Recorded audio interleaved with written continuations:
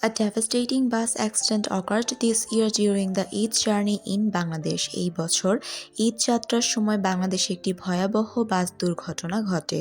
A passenger bus plunged into the Padma River on the evening of 25th March 2026 at the Dolutia ferry terminal in Goalonda, Rajbari.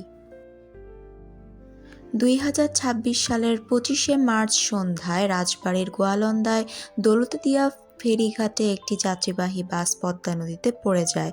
The Dhaka bound bus lost control while attempting to board a ferry and sank to a depth of approximately 30 feet.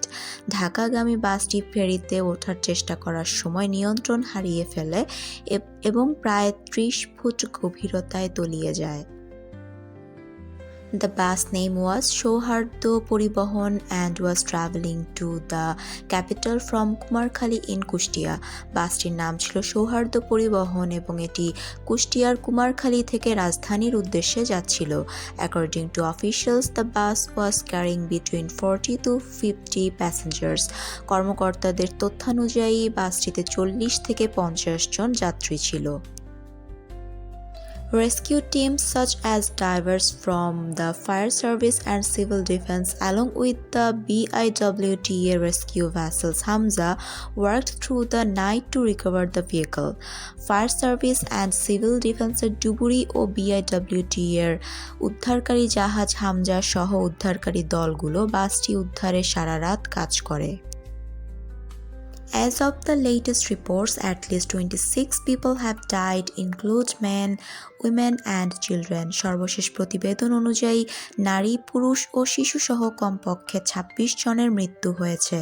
Eyewitnesses and survivors reported that only 5 to 7 passengers managed to escape the bus immediately after the incident.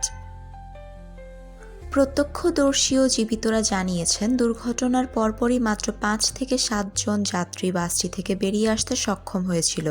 However, a high-level investigation committee has been formed to determine the cause of the accident.